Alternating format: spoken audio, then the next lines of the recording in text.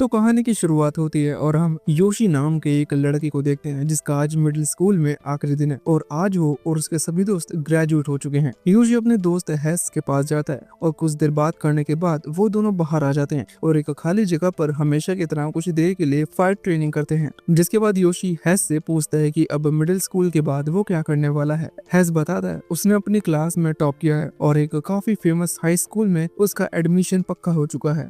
दोनों ही आगे चलकर एक काफी बड़ा बिजनेस करना चाहते हैं और योशी भी काफी खुश था क्योंकि अब वो हाई स्कूल के लिए डॉर्म में रह सकता था, यानी अब उसे अपने अंकल के घर रहने की जरूरत नहीं थी। साथ ही योशी ने ज़ारो बिजनेस हाई स्कूल में एडमिशन भी कर लिया था और उन्हीं के डॉर्म में रहने वाला था। लेकिन कुछ देर बाद योशी को पता चलता है कि ज़ारो बिजनेस हाई स्कूल में आग लग गई है और वो पूरी तरह से डिस्ट्रॉय हो गया। ये जानकर योशी का दिल टूट जाता है और वो रहने की दूसरी जगह ढूंढने लगता है, लेकिन ज्यादातर रूम्स काफी महंगे थे और योशी के बजट से बाहर थे। साथ ही सभी को कोई गारंटर चाहिए था क्योंकि योशी अभी माइनर है और उसके पेरेंट्स भी नहीं है, जिसकी वजह से सभी योशी को उसके अंकल के साथ ही रहने की सलाह देते हैं। योशी याद करता है डॉर्म में रहने की न्यूज सुनकर योशी के अंकल ने उससे कहा था कि वो उनके साथ 6 महीने तक रह सकता है जब तक उसका डॉर्म वापस नहीं बन जाता। लेकिन योशी समझ रहा था कि उसके वहाँ रहने से उनकी कजन ज्यादा खुश नहीं थी, जिसकी वजह से योशी तय करता है कि चाहे कुछ भी हो जाए वो रहने की कोई दूसरी जगह ढूंढ कर रहेगा। अब योशी अकेला बैठा था तभी योशी को एक लड़का दिखता है जो उसे सामने रूम पता करने की कहता है। योशी उस ऑफिस में जाता है और वो आदमी बताता है कि उसके पास ऐसा रूम है जो योशी के लिए बिल्कुल सही होगा। वो आदमी बताता है उसके पास एक पुराना स्टोरेज रूम है जहाँ योशी रह सकता है और वहाँ उसे खाना और बाकी सब चीजें भी मिल जाएंगी। साथ ही वो योशी के बजट में भी है।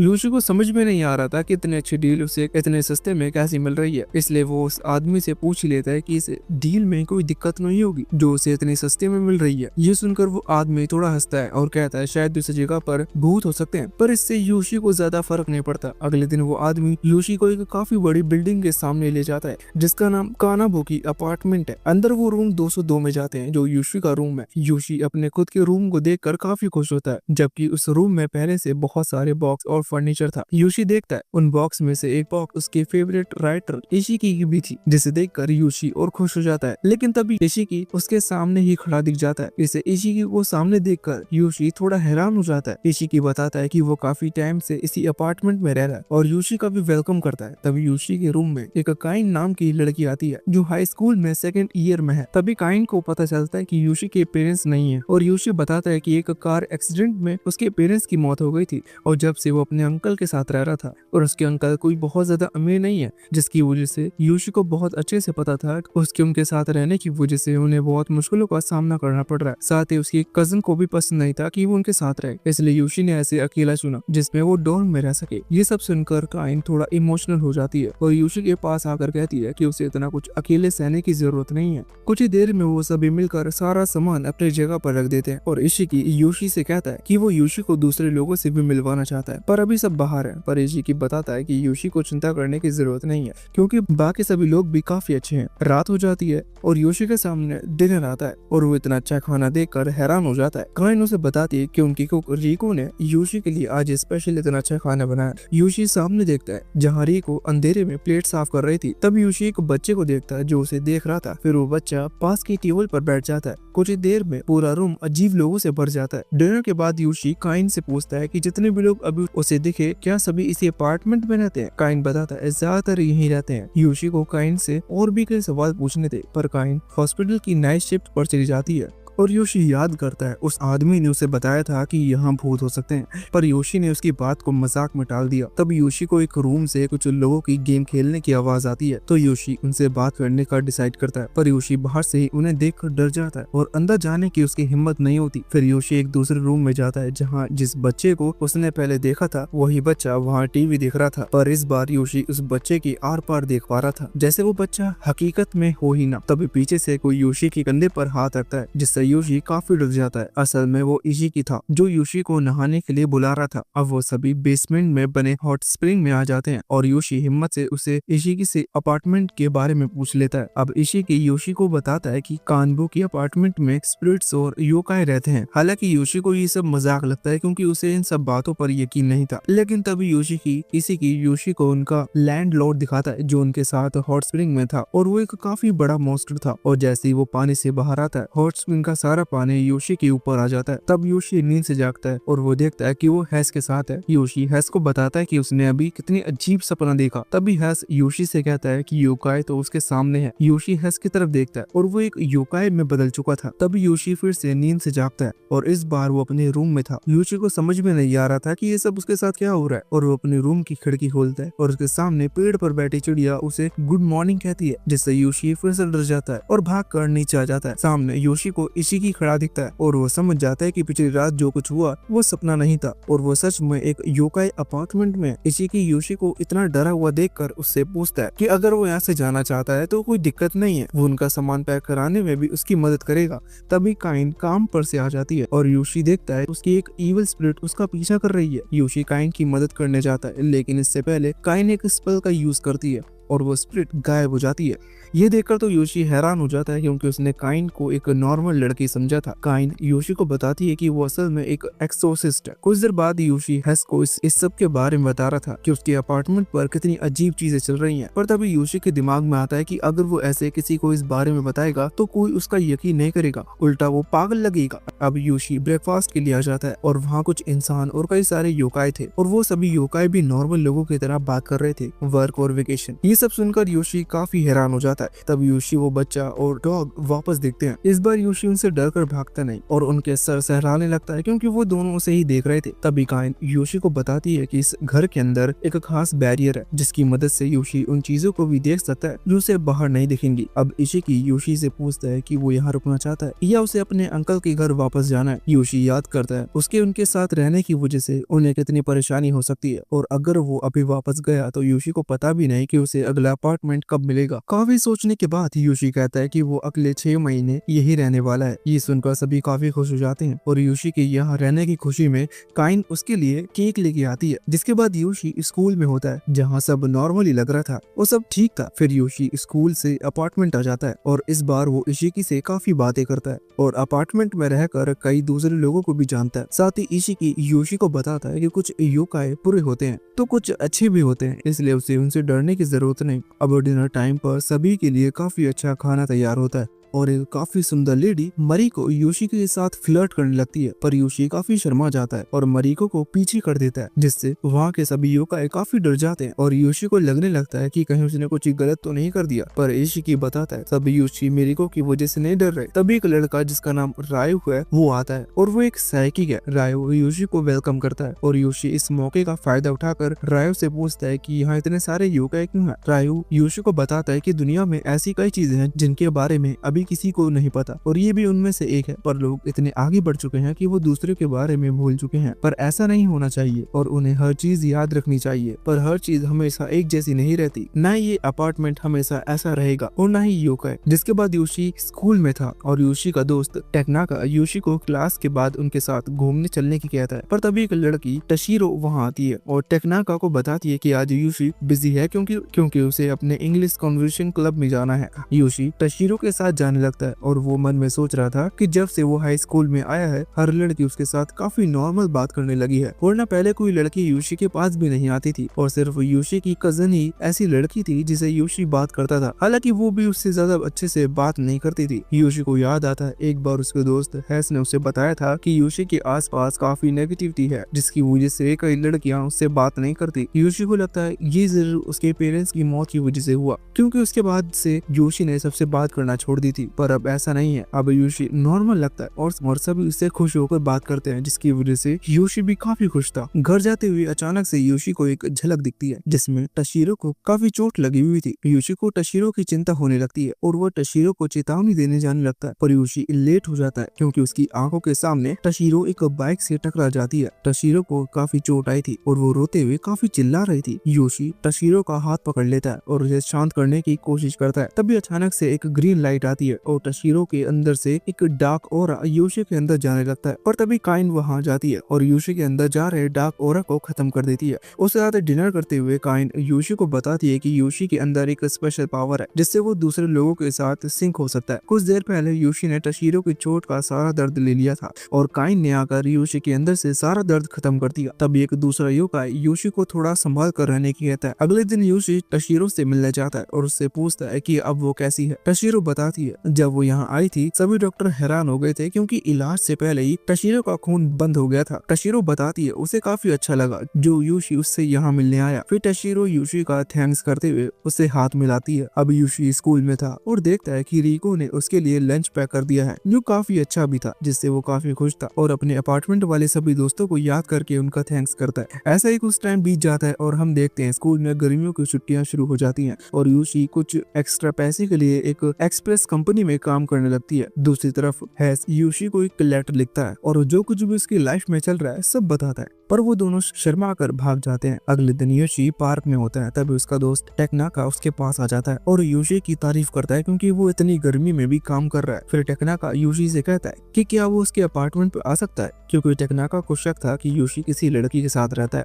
और उसे देखना था कि वो किसी लड़की के साथ रहता है, पर यूशी किसी को भी अपने योकाई से भरे अपार्टमेंट में नहीं ला सकता और वो टेक्नाका को मना करने का बहाना ढूंढने लगता है। इससे पहले टेक्नाका के कुछ दोस्त आ जाते हैं और वो उसे अपने साथ ले जाते हैं, जिसके बाद यूशी वापस अपने अपार्टमेंट पहुंच जाता है और हम देखते हैं कि अब तो उसे आदत पड़ चुकी थी अलग अलग योकाई के साथ रहने की। यूशी इशिकी के साथ बैठा होता है और वो बता रहा था कि यहाँ उसे 6 महीने होने वाले हैं, उसकी गर्मियों की छुट्टियां भी खत्म होने वाली हैं, लेकिन इस टाइम का पता ही नहीं चला और उसने कई सारे नए दोस्त भी बनाए। कियोरी सो रहा होता है, तभी उसका डॉग भौंकने लगता है। इशिकी ये देख कर कहता है जरूर कियोरी की मदर आने वाली होगी। जैसे योशी सामने देखता है उसके सामने एक मिक्स स्प्रिट खड़ी थी जिसे देखकर वो डर जाता है। इशिकी बताता है कि यही कियोरी की मदर है। फिर योशी को पता चलता है कि ये कियोरी की असली मदर नहीं है। असल में जब कियोरी का जन्म हुआ था उसके फादर उसे और उसकी मदर को छोड़कर चले गए, जिसकी वजह से कियोरी की मदर काफी गुस्से में रहने लगी और कियोरी को बिल्कुल प्यार भी नहीं करती थी। कियोरी को कभी किसी से प्यार नहीं मिला। फिर एक दिन उसे उसका डॉग मिलता है और उन दोनों के बीच काफी अच्छा बॉन्ड बन जाता है। लेकिन एक दिन कियोरी की मदर पूरी तरह से पागल हो गई और उसने कियोरी को जान से मार दिया। कियोरी की मौत का बदला लेने के लिए उसके डॉग ने कियोरी की मदर को मार दिया, लेकिन ये सब देखकर वहाँ के लोगों को लगा कि वो डॉग लोगों को मार रहा है, इसलिए उन्होंने कियोरी की डॉग को मार दिया। कियोरी का डॉग चाहता तो जिंदा बच सकता था, लेकिन उसे मरने के बाद भी कियोरी के साथ रहना था, इसलिए वो खुद से मर गया। फिर हमें पता चलता है मरने के बाद भी कियोरी की मदर उसके पीछे पड़े रही, तो कियोरी का डॉग उसे अपने डॉग के पास ले गया और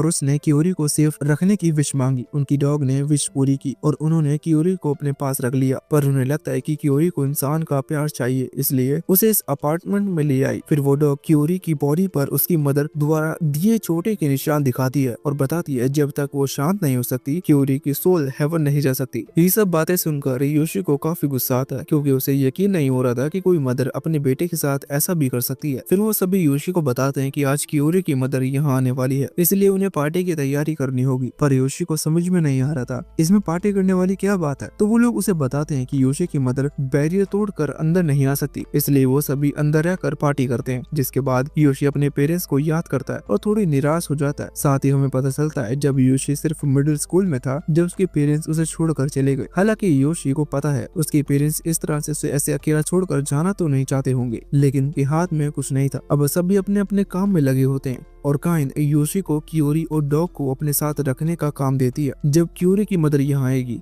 पर योशी मना कर देता है क्योंकि वो कियोरी की मदर को देखना चाहता था। ऐसे ही रात हो जाती है और इशिकी एक पेपर बर्ड योशी को दिखाता है जो ऊपर से हर चीज का ध्यान रखता है, जिसे कोई भी बिना उसकी परमिशन के अपार्टमेंट में ना घुस सके। तभी कियोरी की मदर वहां आ जाती है और वो अंदर आने लगती है। सभी शांत खड़े थे। ये देखकर योशी पूछने लगता है कि क्या वो कुछ करने नहीं वाले। तभी अपार्टमेंट के गेट पर लगा बैरियर अपना काम करता है और कियोरी की मदर उसे छूते ही दूर जाकर गिरती है। बार बार कियोरी की मदर ऐसे ही कर रही थी। ये देखकर योशी को गुस्सा आ जाता है और वो चिल्लाते हुए पूछने लगता है कि वो अपने बेटे के साथ ऐसा कैसे कर सकती है और अब वो मरने के बाद भी उसका पीछा क्यों नहीं छोड़ रही। पर वो लोग योशी को बताते हैं कि वो उसका जवाब नहीं दे सकती क्योंकि अब वो कोई इंसान नहीं है बल्कि बस एक स्पिरिट है जो किसी भी तरह कियोरी तक पहुंचना चाहती है। तभी गॉड स्पिरिट कियोरी की मदर पर लाइटिंग अटैक करते हैं जिससे वो गायब हो जाती है। अब सभी खुश हो जाते हैं और अंदर पार्टी करने चले जाते हैं। फिर योशी काइन के पास जाता है जो कियोरी के पास थी और कियोरी को एक स्लीपिंग टैबलेट देता है जिससे वो आराम से सो जाता है। योशी को अपने पेरेंट्स की याद आ जाती है और वो सोचने लगता है कि काश वो अभी भी मिडिल स्कूल में ही होता और उसके पेरेंट्स उसके पास होते। ये सब याद करके योशी इमोशनल हो जाता है और काइन के पास रोने लगता है। अगली सुबह योशी उठता है और देखता है सब नॉर्मल हो चुका है और उसकी गर्मियों की छुट्टियों के भी लास्ट दिन बचे हैं। योशी इन दिनों को आराम से बिताना चाहता था और सभी से बात करना चाहता था। लेकिन तभी टकनाका योशी की अपार्टमेंट में आ जाता है और योशी से कहता है कि उसने उसे कभी बुलाया ही नहीं, इसलिए वो खुद ही आ गया और अपने साथ अपने दोस्तों को भी लाया है। योशी टकनाका से पूछने लगता है कि उसे यहाँ आने की जरूरत क्या थी। टकनाका बताता है उसे वो अच्छा खाना खाना है जो योशी हमेशा स्कूल लाता है। योशी टकनाका को चले जाने की कहता है, पर वो लोग जा नहीं रहे थे और हर जगह सिगरेट फेंकने लगते हैं। सभी योकाई अनजान लोगों से काफी डरे हुए थे और छुप जाते हैं। योशी टकनाका को जाने की कहता है, पर वो मान नहीं रहा था, तो योशी उसका कॉलर पकड़कर उसे पीछे करता है। इससे टकनाका को लगता है कि योशी उसे नीचा दिखा रहा है, इसलिए वो योशी को मुक्का मार देता है। योशी भी शांत नहीं बैठता और टकनाका को काफी जोर से मुक्का मार देता है, जिससे टकनाका बाहर जाके गिरता है। पर अब टकनाका के दोस्त योशी को पकड़ लेते हैं और उसे मारने लगते हैं। अब वो लोग बाहर आ जाते हैं जिन्हें योशी ने पहले दिन रूम में देखा था, और वो सभी डीमंस थे, जिनसे तो योशी खुद भी डर जाता है। वो गुंडे ऐसे खतरनाक लोगों को देखकर काफी डर जाते हैं और उन्हें लग रहा था कि ये आदमी ने मास्क पहने हैं। साथ ही उन्हें एहसास होता है कि पेड़ पर से भी कोई उन्हें देख रहा है। इशिकी भी वहां जाता है और उनसे कहता है कि दुनिया में कुछ चीजें हैं जिनसे उन्हें पंगा नहीं लेना चाहिए, वरना वो अपनी जान भी गंवा सकते हैं। वो सभी काफी डर जाते हैं और वहाँ से भाग जाते हैं। टकनाका जाते हुए योशी की तरफ गुस्से में देखता है और चला जाता है, जिसके बाद हमें पता चलता है योशी के 6 महीने पूरे हो चुके हैं, इसलिए वो सभी योशी के लिए फेयरवेल पार्टी कर रहे हैं। वो सभी योशी को एक पेंडेंट देते हैं जिससे योशी उन्हें कभी भूले ना। अब हम देखते हैं यूसी का दूसरा टर्म शुरू हो चुका है और वो अपने नए डॉर्म में आ चुका है, जहां वो आते ही कुछ नए दोस्त भी बना लेता है। योशी अपने रूममेट काका से मिलता है, जो ज्यादा बात नहीं करता। योशी को लग रहा था शायद डॉर्म में दूसरे स्टूडेंट उसे बुली करेंगे, पर ऐसा नहीं था। तभी योशी एक लड़की को देखता है जिसे उसका रूम नहीं मिल रहा था, तो योशी उसकी मदद करता है, जिससे योशी समझ जाता है कि यहाँ बुली नहीं होते, पर यहाँ कोई दूसरा स्टूडेंट भी मदद नहीं करता। फिर योशी लंच के लिए आ जाता है और वहाँ का खाना बुरा तो नहीं था, पर रिको के खाने जितना अच्छा भी नहीं था। तभी योशी को याद आता है कि एक बार इशिके ने उसे बताया था कि रिको अपना रेस्टोरेंट खोलना चाहती है, पर एक स्टोकर ने उसे चाकू से मार दिया, जिसकी वजह से उसका सपना कभी पूरा नहीं हो पाया। योशी प्लेट रखता है और देखता है स्टूडेंट्स अपने आप में इतने ज्यादा बिजी हैं कि वो खाना बनाने वाली लेडी की तारीफ तक नहीं कर रहे थे, जबकि वो खाना इतना अच्छा खाना बना कर दे रही है। योशी अपने रूम में जा रहा होता है, तभी सामने टकनाका दिखता है जो किसी मुसीबत में लग रहा था, तो योशी तुरंत उसके पास पहुंच जाता है और उससे पूछता है कि क्या हुआ, पर टकनाका गुस्से में वहाँ से चला जाता है और योशी से कहता है उसे बीच में दखल देने की जरूरत नहीं है। रात में भी योशी टकनाका के बारे में ही सोच रहा था कि उसके साथ क्या हुआ होगा, क्योंकि उसने पहली बार टकनाका को ऐसा देखा।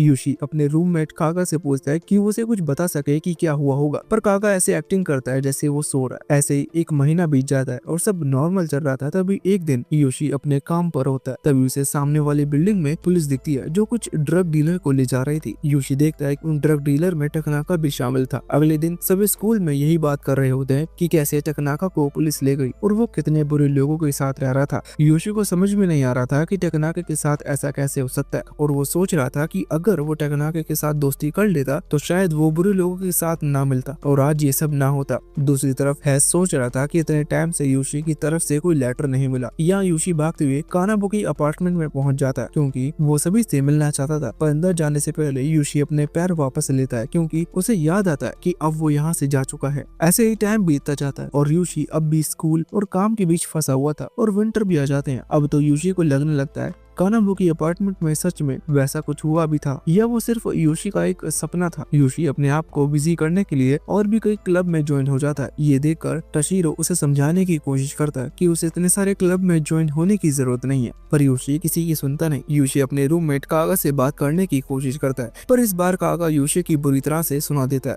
कि उसे हर इंसान से बात करने की जरूरत नहीं और योशी इतना अच्छा भी नहीं है कि वो उससे बात करे। अब हम देखते हैं योशी हमेशा की तरह क्लब ज्वाइन करता है, स्कूल जाता है और अपने दोस्तों के साथ थोड़ा अच्छा टाइम बिताता है। पर योशी के दिमाग में चल रहा था कि क्या यही वो नॉर्मल जिंदगी है जो उसे हमेशा से चाहिए थी। तब योशी को एक जानी पहचानी आवाज आती है और वो देखता है वहाँ सारो अपने एम्प्लॉयर के साथ खड़ा है। हमें पता चलता है सारो कानाबुकी अपार्टमेंट का एक योकाई है जो बाहर इंसानों के बीच जॉब भी करता है। योशी सारो से पूछता है कि सब कैसा चल रहा है। फिर वो दोनों एक रेस्टोरेंट में आ जाते हैं और काफी सारी बातें करते हैं। योशी सारो से पूछता है कि उसने अपने एम्प्लॉयर को अकेला छोड़ दिया और यहाँ आ गया, इससे उन्हें बुरा तो नहीं लगेगा। सारो योशी की चिंता ना करने की कहता है, क्योंकि उसके सभी दोस्त काफी अच्छे हैं, क्योंकि सारो भी उनके साथ काफी अच्छे से रहता है। योशी सोचने लगता है सारो एक योकाई है और वो सालों से इंसानों के बीच काम कर रहा है। वो कंपनी में ज्वाइन होता है और कुछ टाइम बाद वहाँ से छोड़ देता है। ऐसे ही वो सालों से कर रहा है। योशी सारो से पूछता है कि वो ऐसे नॉर्मल लाइफ क्यों जीना चाहता है। सारो बताता है क्योंकि हमेशा से वो एक इंसान बनना चाहता था, क्योंकि इंसानों की जिंदगी काफी कमाल की होती है और ये बात पता होने के बाद एक दिन वो मर जाएंगे। ये चीज उन्हें और कमाल बना देती है। सारो की बातें सुनकर योशी रोने लगता है और कहता कहता है ये बिल्कुल सच है कि इंसान की जिंदगी कमाल है। सारो यूशी को रोता हुआ देख उससे पूछता है कि क्या उसके साथ कुछ हुआ है। यूशी कहता है वो सारो की इतनी अच्छी बातों के लायक नहीं है क्योंकि वो टेकनाका को बचा नहीं पाया और कागा को दोस्त भी नहीं बना पाया। सारो यूशी को गले लगा लेता है और उससे कहता है कि उसे चिंता करने की जरूरत नहीं क्योंकि वो एक योकाई है और वो कई सालों से यहाँ है, इसलिए वो बता सकता है कि अच्छे दिन जरूर आएंगे, इसीलिए यूशी को कभी चिंता करने की जरूरत नहीं है। अब यूशी सारो से बाकियों के बारे में पूछने लगता है कि बाकी सभी कैसे हैं और क्या कर रहे हैं। अगले दिन हम हैस का घर देखते हैं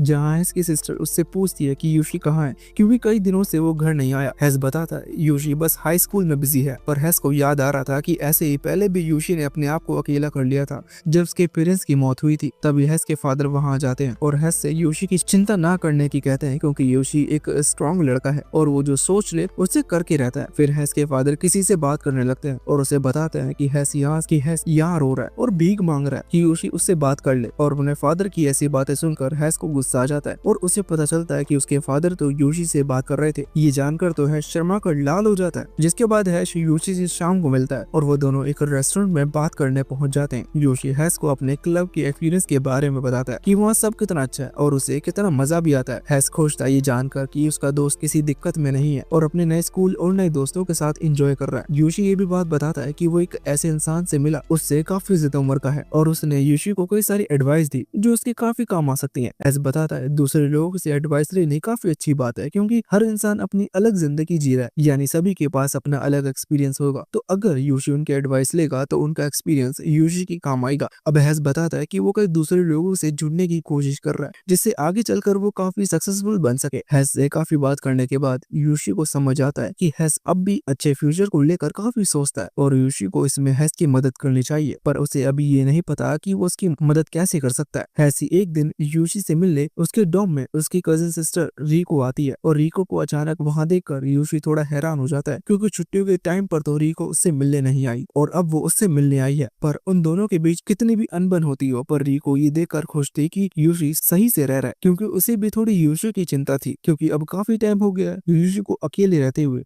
अब वो दोनों रिवर के पास बात करने आते हैं और यूशी को अब भी लग रहा था कि कहीं उसने कुछ गलत तो नहीं कर दिया जिसकी वजह से रीको को उससे मिलने आना पड़ा। फिर रीको एक लेटर दिखाती है जो उसने यूशी के लिए लिखा था और उस लेटर में रीको ने बताया था कि वो यूशी के जाने से कितनी खुश है। अब रीको यूशी को बताती है कि उसने कभी यूशी से नफरत नहीं की, वो बस यूशी के साथ रह नहीं पाती थी क्योंकि यूशी हमेशा अपनी फीलिंग्स को काफी अजीब तरह से पुश करता था जो काफी अजीब लगता। अब रीको यूशी से माफी मांगती है क्योंकि वो इतने सालों तक यूशी के साथ सही से नहीं रही। रीको ये सब बताते हुए इमोशनल भी हो जाती है और रोने लगती है। रीको की बात यूशी को काफी अच्छी लगती है और वो आखिरकार अपना मन बना लेता है कानाबो की अपार्टमेंट वापस जाने का। जिसके बाद हम देखते हैं यूशी वापस कानाबो की अपार्टमेंट पहुंच जाता है जहां उसे वापस देखकर सभी काफी खुश होते हैं और यूशी के वापस आने की खुशी में पार्टी भी रखते हैं। यूशी वापस आकर काफी खुश था और बताता है उसने यहाँ की हर चीज काफी मिस की थी और उसे ऐसा लग रहा था जैसे वो अपने आप को भूल रहा है। तभी यूशी देखता है वहाँ एक नया मेंबर भी है जिसका नाम फिरो हानिया है। इशिकी बताता है कि फिरो हानिया भी यूशी की तरह यहाँ से चला गया था और अब कई साल बाद वापस आया है। फिरो हानिया बताता है कि वो अफ्रीका गया था क्योंकि उसे एक बुक ढूंढनी थी पर उसे वो बुक मिली नहीं और उसे खाली हाथ वापस आना पड़ा। फिरो हानिया यूशी को अजीब बुक्स के बारे में बताता है और यूशी को तो यकीन भी नहीं हो रहा था कि इस तरह की बुक सच में है। फिरो हानिया यूशी को यकीन दिलाता है कि वो सच बोल रहा है और एक बॉक्स खोलकर यूशी को कई सारी बुक्स दिखाने लगता है। सभी वो बुक्स देखने लगते हैं पर यूशी को ज्यादा कुछ समझ में नहीं आ रहा था, लेकिन यूशी की नजर एक बुक पर जाती है और काइन भी कुछ अजीब फील करती है। फिर काइन बताती है बुक्स में काफी आसानी से लोगों की मेमोरी रह जाती है जिसकी वजह से उनके अंदर पॉजिटिव और नेगेटिव एनर्जी भी बन सकती है। फिर काइन सभी बुक्स को देखने लगती है और उसे उसी बुक में से कुछ महसूस होता है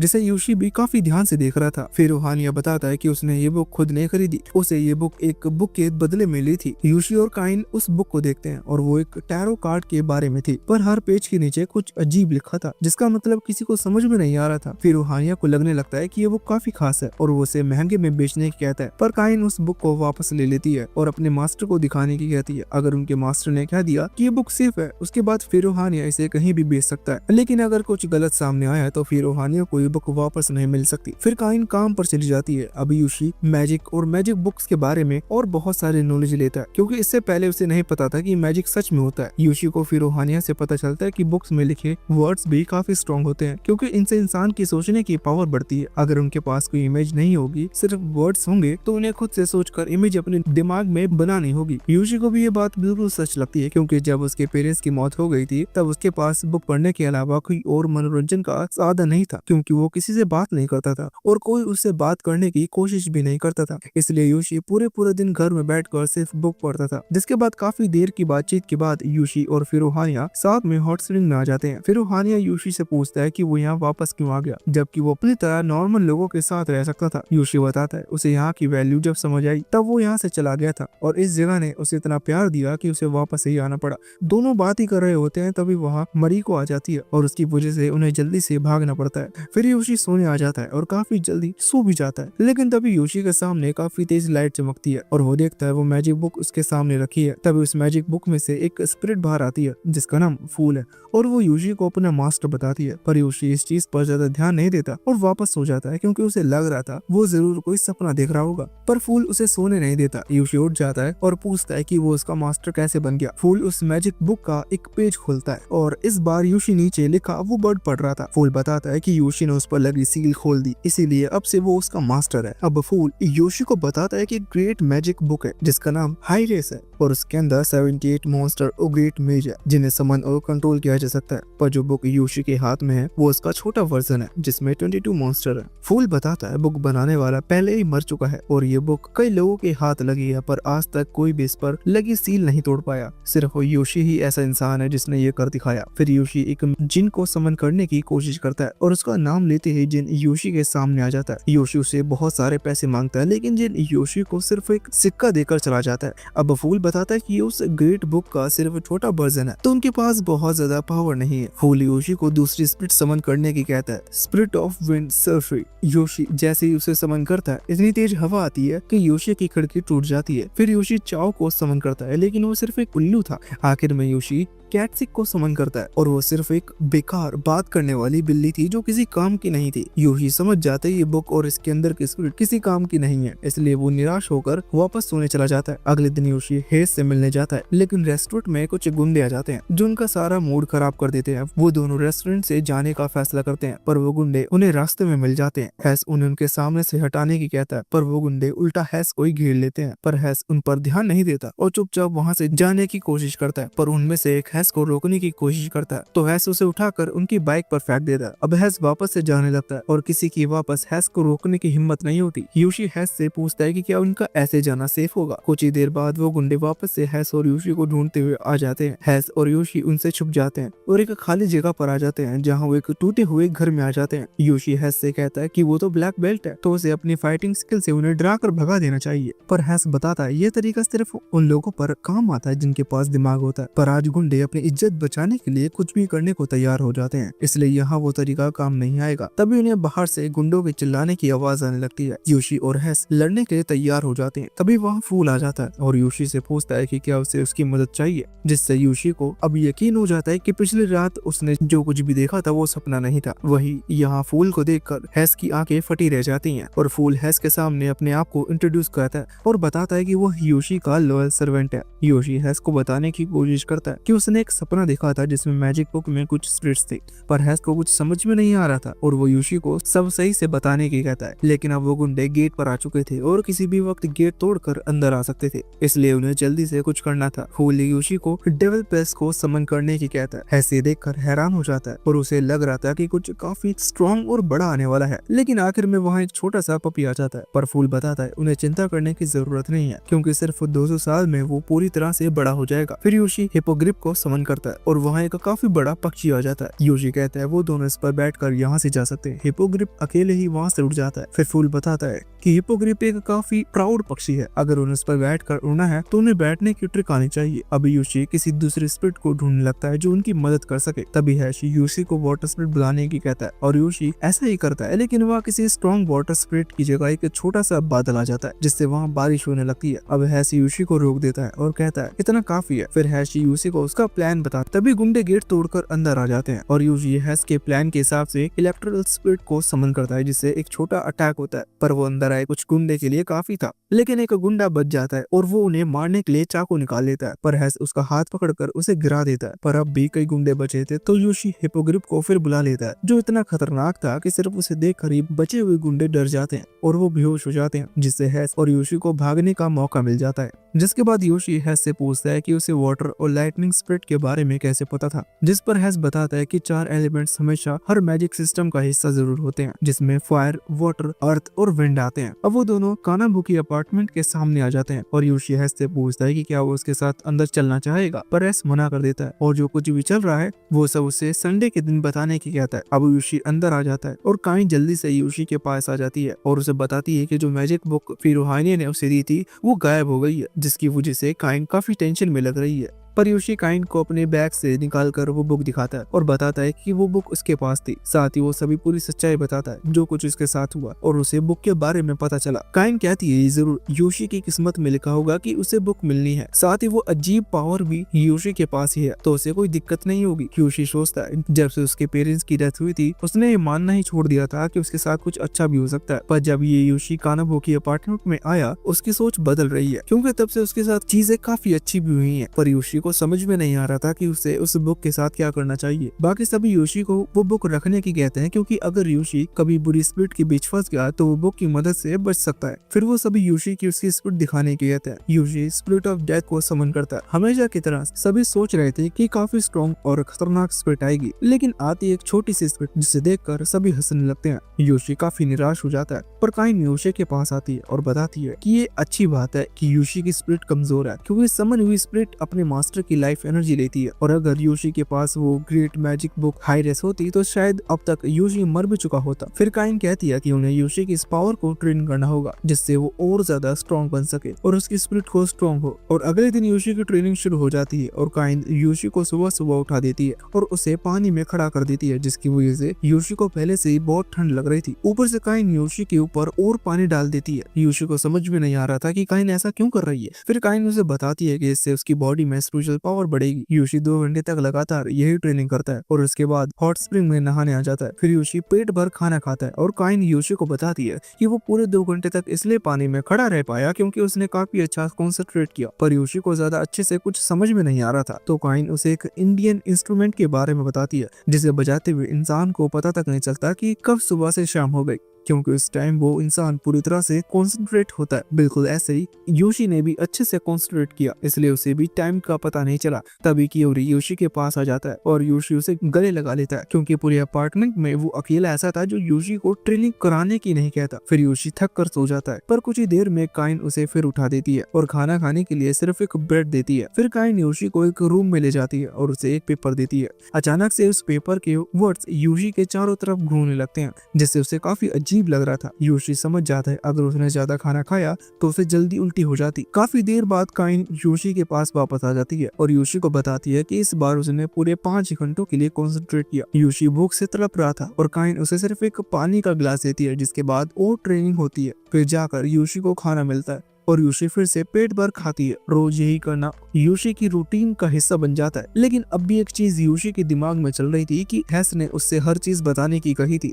तभी हैस का ही कॉल आ जाता है और यूशी उसे सब बताने का तय करता है। पर यूशी कुछ कहता है इससे पहले हैस यूशी को बताता है कि कल वो उसके अपार्टमेंट में आने वाला है। अब अगले दिन यूशी काफी हिम्मत करके अपार्टमेंट के बाहर खड़ा था और हैस का वेट कर रहा था। तभी हैस अपनी बाइक पर वहां आ जाता है और उसके पास कुछ बॉक्स भी थे। हैस सीधा अपार्टमेंट के अंदर चला जाता है और हैस सबसे पहले काइन से मिलता है और काइन हैस का वेलकम करती है। हैस तुरंत ही काइन को फ्लावर देता है और उसका थैंक्स करता है जो कुछ भी उसने यूशी के लिए किया है। हैस साथ में कुछ चॉकलेट भी देता है। काइन इससे काफी खुश हो जाती है और अपार्टमेंट में बाकी लोगों से हैस को मिलवाने लगती है। यूशी का ख्याल रखने के लिए हैस सबका थैंक्स करता है और सभी को काफी अच्छे गिफ्ट भी देता है। तभी हैस को याद आता है यूशी ने उसे बताया था कि उसके अपार्टमेंट में योकाई भी रहते हैं, तो हैस उनसे मिलने की कहता है। हैस योकाई में से सबसे पहले कियोरी और उसके डॉग से मिलता है। हैस काफी हैरान होता है जानकर कि वो उन्हें छू भी सकता है, तो हैस उनसे और बाकी के योकाई से भी मिलता है। साथ ही हैस उस रूम के डीमन से भी मिलता है और हैस सभी को गिफ्ट भी देता है, जिससे सब हैस के दोस्त बन जाते रहे थे और हेस का बात करने का तरीका भी काफी अच्छा था। आखिर में हेस शेफ रिको से मिलता है और उनका थैंक्स करता है जो वो योशी को इतना अच्छा खाना बना कर खिलाती है। फिर हेस रिको को हैंड क्रीम देता है जिससे रिको काफी शर्मा जाती है। सब योकाई से मिलने के बाद हेस और योशी बैठकर बात करते हैं और योशी हेस की तारीफ करता है वो सभी से काफी अच्छे से मिला, उसके बात करने का तरीका काफी अच्छा था। हेस योशी को याद दिलाता है कि वो दूसरे लोगों से बात करने की प्रैक्टिस करता है, इसलिए पहले से काफी अच्छा तो वो हो चुका है। तभी कॉइन हेस से कहती है कि उसे यहाँ डिनर तक रुकना होगा, पर हेस बताता है कि वो आज तो यहाँ सोने की सोच कर आया है। ये सुनकर योशी थोड़ा हैरान हो जाता है और हेस से पूछने लगता है कि वो यहाँ सोने वाला है। हेस योशी को धक्का देकर कहता है कि वो दोनों एक ही बेड पर एडजस्ट कर सकते हैं। जिसके बाद हेस खाना खाता है और हॉट स्प्रिंग भी एंजॉय करता है। आज वो दोनों वापस आते हैं तो देखते हैं कि सभी योकाई में बदल चुके हैं। फिर वो दोनों बाहर बैठ जाते हैं और योकाई हेस के पास आकर उससे उसके लिए बुक पढ़ने की कहता है। हेस कियोरी के लिए बुक पढ़ने लगता है और योशी से बात भी करता है। तभी वहाँ फिरो हानिया भी आ जाता है और शिकायत करने लगता है कि इतनी अच्छी वाइन वो सभी अकेले पी गई। इसी की बताता है कि योशी का दोस्त ये वाइन लाया था। फिरो हानिया हेस से बात करने लगता है और उससे पूछता है कि क्या उसे अजीब नहीं लगता कि उसका दोस्त ऐसी जगह पर रह रहा है जहाँ बहुत सारे योकाई हैं। हेस बताता है अगर योशी यहाँ रहकर खुश है तो उसे कोई दिक्कत नहीं है। सभी काफी एंजॉय कर रहे थे और मजा भी कर रहे थे, लेकिन तभी भूकंप आता है जिसकी वजह से सब शांत हो जाते हैं। लेकिन सब देखते हैं कि जमीन भूकंप की वजह से हिल नहीं रही, बल्कि फिरो हानिया जो सूटकेस लाया है उसमें कुछ ऐसा है जो काफी तेज हिल रहा है। तभी वो सूटकेस खुलता है और उसमें से 3 सर बाहर आते हैं और हवा में उड़ने लगते हैं। योशी और हेस उन्हें देखकर काफी डर जाते हैं। फिर रोहानिया बताता है कि जरूर उन्हें अपार्टमेंट की स्पिरिचुअल पावर अब्सॉर्ब कर ली होगी, इसलिए ये बाहर आ पाए। वो अटैक करने लगते हैं और योशी उनसे बचता है और योशी सोचता है कि यहाँ वो अकेला है जो उनसे फाइट कर सकता है। और योशी अपनी बुक निकालने वाला था पर फिर रोहानिया उसे मना कर देता है और कहता है वो खुद भी इस तरह के बुक्स मॉन्स्टर से फाइट कर सकता है। फिर रोहानिया अपनी बुक निकालता है और एक अटैक उन तीनों सर को खत्म कर देता है। ये देखकर योशी काफी हैरान हो जाता है और फिर रोहानिया से कहता है कि वो कौन है। फिर रोहानिया स्माइल करते हुए जवाब देता है कि वो बुक मास्टर है, जिससे योशी और हेस को लग रहा था कि फिर रोहानिया एक बुक स्टोर ओनर है। फिर रोहानिया बताता है कि वो मैजिकल बुक का मास्टर है और उसके पास उसकी अपनी मैजिकल बुक है और वो बुक के साथ कॉन्ट्रैक्ट बना सकता है। इससे बुक के अंदर जो भी पावर होगी वो उसका यूज कर सकता है। फिर रोहानिया बताता है कि उसके पास 7 सेज बुक है जिसमें 7 सेज की पावर है और वो उनकी पावर का जैसे चाहे वैसा यूज कर सकता है। योशी फिर रोहानिया से पूछता है कि ये बात उसने पहले क्यों नहीं बताई जब वो परेशान हो रहा था। फिर रोहानिया हंसता है और बताता है वो योशी से अलग लेवल पर है, इसलिए उसे इतनी छोटी चीजों की टेंशन लेने की जरूरत नहीं है। फिर रोहानिया योशी से कहता है कि उसे बुक से थोड़ा संभल कर रहना चाहिए। फिर रोहानिया हेस से अपने रूम की तरफ चले जाते हैं और हेस को यकीन नहीं हो रहा था कि उड़ने वाले तीनों सर ने अभी उनके ऊपर अटैक किया, पर योशी उसे याद दिलाता है कि आखिर में सब सही हुआ।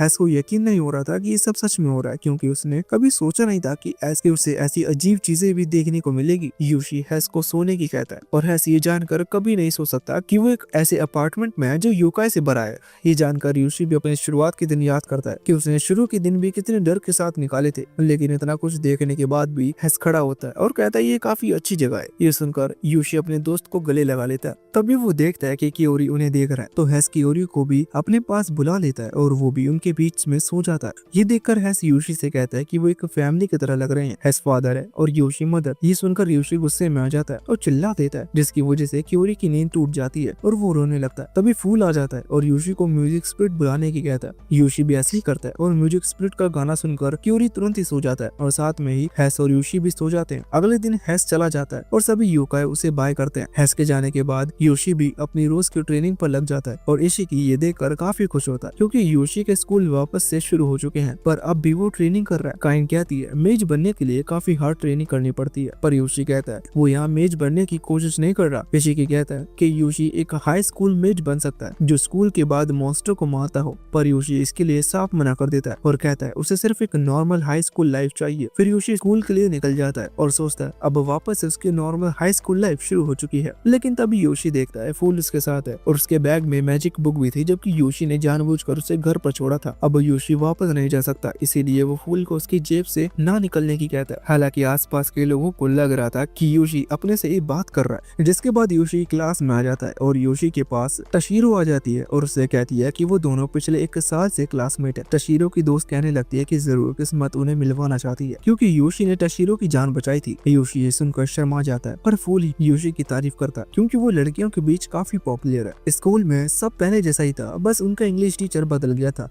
और नया वाला इंग्लिश टीचर मीरा काफी गुस्सैल था और उसे समझाना भी मुश्किल था। सभी बात करने लगते हैं कि जरूर मीरा के साथ पिछले स्कूल में कुछ गलत हुआ होगा। फिर यूसी घर आ जाता है। वो मीरा को सामने देखता है जो कुछ बच्चों को फुटबॉल खेलता हुआ दिख रहा था, पर मीरा इतने ज्यादा गुस्से में लग रहा था कि उसका गुस्सा उसकी आंखों से दिख रहा था। अपने आप यूशी का मीरा को मुक्का मारने का मन करने लगता है, पर कुछ गलत होता इससे पहले यूशी वहां से चला जाता है। हम देखते हैं फूल भी मीरा में से कुछ सेंस करता है। अब यूशी पूरी तरह से अपनी रोज की जिंदगी में लौट चुका था और वो हमेशा की तरह स्कूल आ जाता है और जॉब करता है और वापस घर आकर आराम करता है। साथ ही अब हैस खाली टाइम में यूशी के अपार्टमेंट आ जाता है और कियोरी के साथ खेलता है और यूशी को भी ये काफी अच्छा लगता है। तभी राय वापस आ जाता है और यूशी हैस को रायो से मिलवाता है। फिर यूशी रायो को अपनी मैजिकल बुक दिखाता है। रायो काफी ध्यान से बुक देखता है और बताता है इसमें डरने वाली कोई बात नहीं है, ये यूशी आराम से इन्हें सिखा सकता है। देखते ही देखते बाकी सब आ जाते हैं और रायो के वापस आने की खुशी में पार्टी करने लगते हैं, जिसके बाद बाकी सब हॉट स्प्रिंग के लिए आ जाते हैं और यूशी रायो के कंधे पर लगे चोट के निशान को देखकर उससे पूछता है कि ये कैसे हुआ। फिर वो हानिया बताता है कि कभी कभी स्पिरिचुअलिस्टिक क्राइम को सॉल्व करने में भी मदद करते हैं और रायो बताता है उसने कुछ टाइम पहले पुलिस की मदद की थी, जिसमें उन्हें एक बिल्डिंग से कुछ लोगों को बचाना था, पर उन बुरे लोगों ने बचाने के लिए पूरी बिल्डिंग को ही ब्लास्ट कर दिया, पर सभी ने मिलकर उन लोगों को बचा लिया था। फिर हानिया बताता है कि एक बार उसने कुछ खास बुक्स गुंडे से चुराई थी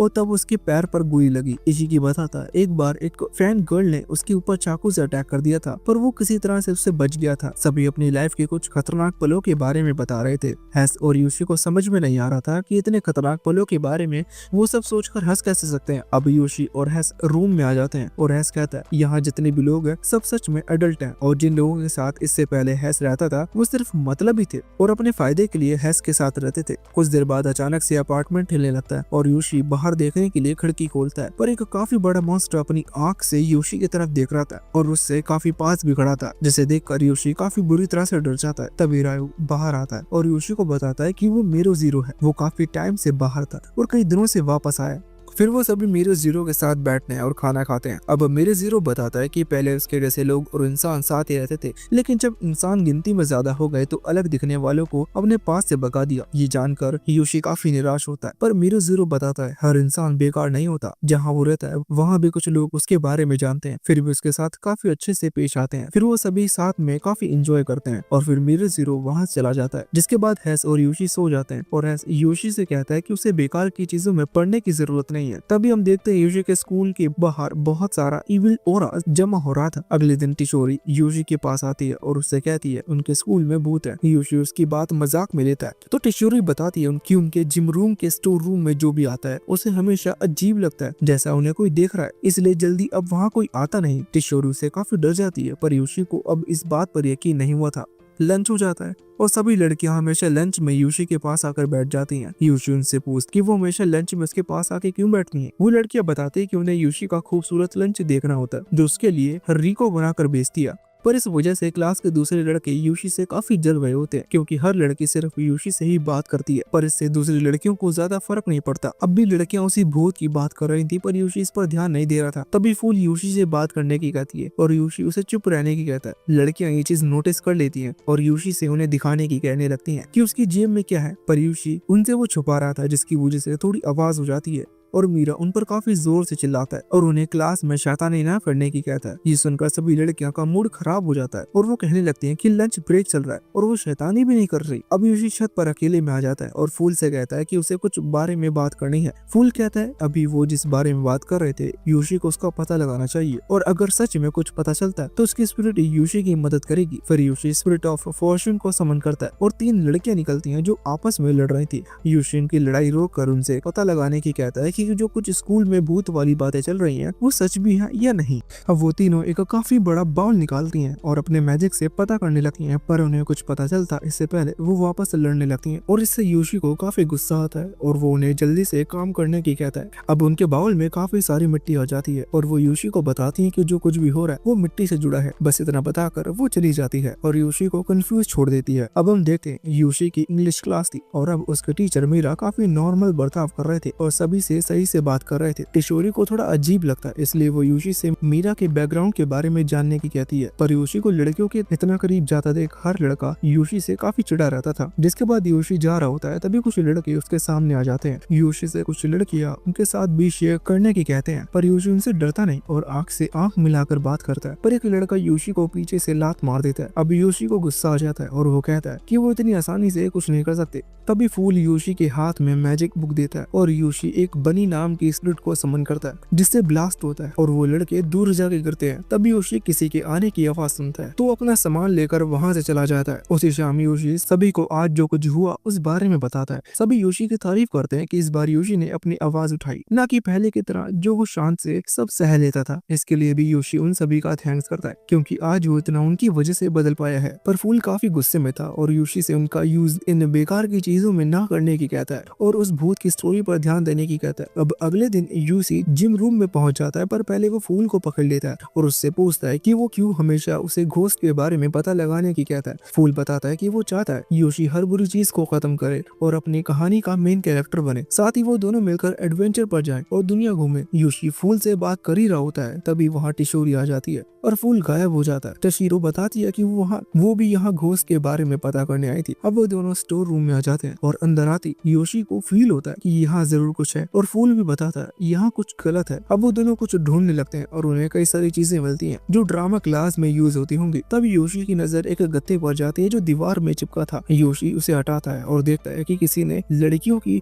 खेलते हुए ड्राइंग बनाई है। फिर उसे काफी गुस्से में काटा है। योशी उस जगह पर खड़ा होता है और देखता है वहीं का खिड़की भी है जिसके बाहर जो भी कोई खेल रहा होगा अंदर से साफ दिख जाएगा। टशीरो कहती है ये जरूर मीरा का काम होगा, पर योशी बताता है कि ड्राइंग की कुछ इंक काफी पुरानी है और मीरा तो कुछ टाइम से आया है, इसका मतलब जरूर कोई और होगा। योशी देखता है किसी की नेगेटिव एनर्जी की वजह से ये पूरी दीवार ऐसे बन गई और जरूर कोई लड़कियों को खेलता देखकर बिल्कुल खुश नहीं है। तभी मीरा वहाँ जाता है और टशीरो को पकड़ लेता है और उन दोनों से पूछने लगता है कि वो यहाँ क्या कर रहे हैं। योशी कुछ बताता इससे पहले वहाँ एक डाक और आ जाता है और मीरा के अंदर चला जाता है। मीरा वो पूरी तरह से बदल जाता है और टशीरो को एक हाथ से उठाकर योशी की तरफ फेंक देता है। वो दोनों पीछे पड़े डब्बों पर गिर जाते हैं पर उन्हें ज्यादा चोट नहीं लगती और जब वो खड़े होते हैं तब तक मीरा वहाँ से जा चुका था। टशीरो काफी गुस्से में आ जाती है और मीरा के बारे में सब पता करने की कहती है। अब योशी वापस छत पर आ जाता है और फूल को काफी डांटता है क्योंकि उसने मीरा के आने के बारे में उन्हें नहीं बताया। अब योशी उस डार्क ओरा के बारे में पता करने की कोशिश करता है और उसे काफी कुछ पता चलता है, जैसे कि वो डार्क ओरा किसी ऐसे इंसान का हो सकता है जिसके साथ उसकी काफी टाइम पहले कुछ बुरा हुआ हो और अब वो किसी को ढूंढ रहा हो जिसका यूज करके वो अपना गुस्सा खत्म कर सके। फिर हम मीरा को देखते हैं जिसके पास एक लड़की अपनी रिपोर्ट लेकर आई थी, लेकिन तभी उसके सर में काफी तेज दर्द होने लगता है और उसे हर लड़की को देखकर काफी गुस्सा आ रहा था। लेकिन दर्द इतना ज्यादा बढ़ जाता है कि मीरा बेहोश हो जाता है और जमीन पर गिर जाता है। जिसके बाद योशी स्कूल से घर वापस आ रहा होता है और वो देखता है मीरा को स्कूल ले जाया जा रहा था। ये देखकर योशी तय करता है उसे पता लगाना ही होगा यहाँ चल क्या रहा है। पर योशी याद करता है उसने हैस से वादा किया था कि वो और अजीब चीजों में नहीं पड़ेगा, पर उसे अपना ये वादा अब तोड़ना होगा क्योंकि उसे पता करना ही होगा कि उसका टीचर सच में किसी मॉन्स्टर द्वारा प्रोसेस हो रहा है या नहीं। अब योशी इस बारे में अपने अपार्टमेंट के दोस्तों को बताता है और इशी की उसे मीरा का एक्सोर्सिज्म करने की कहती है, जिससे अगर उसके अंदर कोई इविल स्पिरिट होगी तो वो भाग जाएगी। पर इशी की ये भी बताता है कि वो इतनी आसानी से मीरा पर एक्सोर्सिज्म परफॉर्म नहीं कर सकता, उससे पहले मीरा की फैमिली से भी परमिशन लेनी होगी और अगर वो ऐसी किसी चीज की परमिशन लेने जाएगा तो वो लोग उसे पहले पागल समझेंगे। सारो बताता है पहले तो हालत और ज्यादा खराब थे, जो लोग इविल स्पिरिट से परेशान थे उन्हें पागल समझा जाता था, इसलिए उन्हें मार दिया जाता था या उन्हें उनके घरों से भगा दिया जाता था, यहाँ तक कि उनकी फैमिली वालों से भी कोई बात नहीं करता था। ये सब जानकर योशी काफी परेशान हो जाता है और लेट जाता है। तभी कियोरो वहाँ आता है और योशी के मुंह में खाना भर देता है क्योंकि जब से वो यहाँ आया था उसने कुछ भी नहीं खाया था। कुछ ही देर बाद जब योशी के पास टशीरो का कॉल आता है और वो बताती है कि वो उसकी अपार्टमेंट के बाहर है, उसे कुछ पता चला है जो उसे योशी को भी दिखाना है। योशी बाहर आकर टशीरो से मिलता है और टशीरो उसे बताने लगती है कि इससे पहले मीरा सिर्फ लड़कियों के हाई स्कूल में टीचर था और मीरा ड्रामा क्लब में भी सिखाया करता था, पर एक दिन मीरा की लड़कियों से लड़ाई हो गई जिसकी वजह से वो पूरी तरह से बदल गया और वो वापस उस स्कूल में कभी नहीं गया, इसलिए उसे यहाँ उनके स्कूल में भेज दिया गया है। योशी धीरे धीरे समझने लगता है और बताता है मीरा पहले से लड़कियों की वजह से परेशान था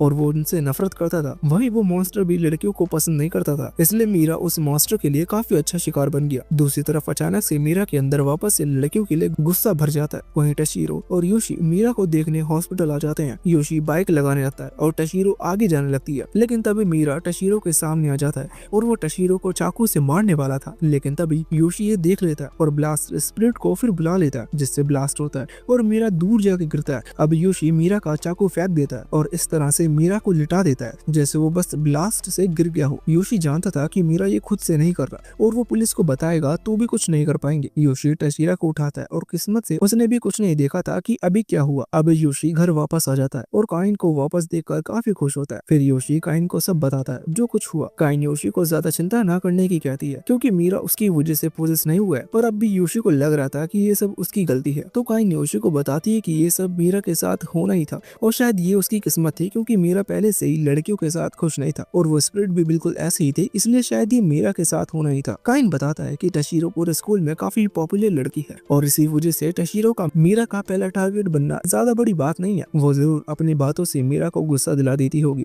योशी बताता है चाहे कुछ भी हो जाए वो अपने टीचर को बचाना चाहता है क्योंकि अगर उसकी किस्मत में उस मॉन्स्टर से मिलना लिखा है तो योशी से मिलना भी है, इसलिए योशी उसकी मदद करेगा। अगले दिन योशी मीरा से मिलने हॉस्पिटल जाता है और उससे काफी अच्छे से बात करता है और मीरा भी योशी से सही से बात करता है। लेकिन तभी वहाँ टशीरो आ जाती है और योशी को बात पूरी होने के बाद छत पर बुलाती है। हम देखते हैं टशीरो को देखते ही मीरा पूरी तरह से बदल जाता है और अब वो अलग ही गुस्से में दिख रहा था। योशी मीरा के लिए फ्लावर लेने जाता है और इसी मौके का फायदा उठाकर मीरा चुपचाप छत पर जाने लगता है और टशीरो को पकड़ लेता है। तुरंत योशी भी छत पर आ जाता है और कुछ करता है इससे पहले वो देखता है मीरा के अंदर से सारा डार्क ऑरा टशीरा के अंदर चला जाता है और टशीरो एक पेपर में बदल जाता है। तभी हमें पता चलता है ये सब काइन ने किया है और अब वो डार्क ऑरा हमेशा के लिए उस पेपर में कैद हो गया है। योशी देखकर काफी हैरान हो जाता है कि काइन ऐसा भी कुछ कर सकती है। तभी मीरा को होश आता है और काइन मीरा से कहती है कि उसे जरूर समझ भी नहीं आ रहा होगा कि अभी क्या हुआ, पर अब सारी बुरी चीजें खत्म हो चुकी हैं और मीरा को सिर्फ वापस ठीक होने का ध्यान देना चाहिए। योशी मीरा को उसके रूम में ले जाने की कोशिश करता है पर मीरा योशी का हाथ हटा देता है और उनसे कहता है उन्हें पता भी नहीं है कि उनके साथ जो कुछ भी हुआ था वो कितना बुरा था और वो कभी कुछ नहीं बोल सकता। मीरा बताता है वो एक टीचर की तरह अपना काम पूरा कर रहा था और सभी स्टूडेंट को बेस्ट एक्टिंग सिखाने की कोशिश कर रहा था, पर उसके स्टूडेंट ने ही उसके ऊपर सेक्सुअल हैरेसमेंट का केस लगा दिया और मीरा की बनाई सालों की इज्जत एक पल में खत्म कर दी। योशी मीरा से कहता है उसे किसी भी स्टूडेंट को इतना ज्यादा ऑर्डर नहीं देना चाहिए था कि वो ऐसा कदम उठाने पर उतर आए। फिर योशी को काइन मीरा को छत पर छोड़ कर चले जाता है और मीरा काफी जोर जोर से रोने लगता है। अगले दिन योशी स्कूल आता है और टशीरो से मिलता है। योशी याद करता है जो कुछ पिछले दिन हुआ था और सोचता है कि सिर्फ डार्क ऑरा के चले जाने से मीरा अच्छा इंसान नहीं बन जाएगा और कहता है अभी भी उसने कुछ ना सीखा हो। योशी को एक लेटर मिलता है जिसमें किसी ने उसे स्टोर रूम में बुलाया था। योशी को लगता है जरूर वही लड़के होंगे जिसने पहले उसे डराने की कोशिश की थी। योशी स्टोर रूम में पहुंच जाता है पर अचानक से मीरा उसके ऊपर चाकू से अटैक कर देता है, पर योशी बच जाता है और मीरा से कहता है कि उसे एक अडल्ट की तरह अपनी परेशानियों को खत्म करने के बारे में सोचना चाहिए, ना कि उनसे भागना चाहिए। और मीरा कहता है कि अगर वो सब खत्म कर देगा तो उसे आराम मिलेगा और वो इसकी शुरुआत योशी से करेगा। पर मीरा वापस से चाकू से अटैक करने लगता है। अब योशी के पास कोई दूसरा रास्ता नहीं था और वो मैजिकल बुक निकाल लेता है और एक ब्लास्ट करता है जिससे बहुत सारी चीजें टूट जाती हैं और योशी के ऊपर भी काफी बड़ी लकड़ी की अलमारी गिर जाती है। योशी हिल नहीं पा रहा था तो फूल उसे उसी नायक को समन करने की कहता है। योशी भी ऐसे ही करता है और नाइट योशी के ऊपर से वो अलमारी हटा देता है। योशी देखता है मीरा बेहोश पड़ा है और उसके हाथ में अब भी चाकू था तो योशी उसे वैसे ही छोड़ देता है जिसे टीचर आए और उसे ऐसे ही देखे जिससे सब खत्म हो जाए, क्योंकि अब मीरा ने योशी पर अटैक किया लेकिन आगे चलकर वो दूसरे स्टूडेंट पर भी अटैक कर सकता है। शाम हो जाती है और योशी पूरी तरह से पट्टियों में घर वापस आता है और वो हर चीज सबको बताता है कि वो मीरा को ठीक नहीं कर पाया। इशिकी योशी से कहती है कि अगर वो अपने हाथ में पानी रखता है तो वो सारा पानी हाथ में नहीं रोक सकता, कुछ तो गिरेगा ही। वैसे योशी कभी सबको बचा नहीं सकता, इसलिए दुखी होने की जगह जो पानी उसके हाथ में है उससे खुश होना चाहिए। उसी रात हैज भी वहाँ जाता है और योशी को काफी मारता है और सुनाता है क्योंकि उसने फिर से अपने आप को खतरे में डाल लिया। अब हम एक महीने बाद का सीन देखते हैं जहाँ योशी को कुछ गुंडों ने घेर रखा था और फूल योशी को हिपोग्रिफ को समन करने की कहती है, पर इस बार योशी वहाँ से भाग जाता है और हंसने लगता है। अब गर्मियों की छुट्टियां वापस से आ जाती है और हम देखते हैं योशी की स्पिरिट ट्रेनिंग पहले से मुश्किल हो चुकी थी। अब योशी पानी के साथ वर्ड्स को पढ़ने की भी कोशिश कर रहा था, पर यह काम काफी मुश्किल था क्योंकि पानी की वजह से योशी कुछ सही से पढ़ नहीं पा रहा था। योशी इतना थक जाता है कि जैसे ही काइन उसे रोकने की कहता है योशी गिर जाता है। उसके बाद काइन अपनी दूसरी ट्रेनिंग करता है और वो इतना थक जाता है कि अब वो सो जाता है और उसे पता तक नहीं चलता। कई दिनों तक योशी का यही रूटीन रहता है और कुछ ही दिनों में काइन नोटिस करती है कि अब योशी पानी के साथ भी अच्छे से पढ़ पा रहा था और थक कर गिर भी नहीं रहा था, लेकिन इस ट्रेनिंग की वजह से योशी का वजन काफी कम हो जाता है। अब काइन एक दिन का योशी को रेस्ट देती है, पर योशी उस दिन भी आराम नहीं कर पा रहा था क्योंकि उसके दिमाग में सिर्फ यही चल रहा था कि आज उसने बिल्कुल भी प्रोग्रेस नहीं की। तो योशी बाहर चला जाता है और याद करता है पहले जब उसके पास कोई दोस्त नहीं थे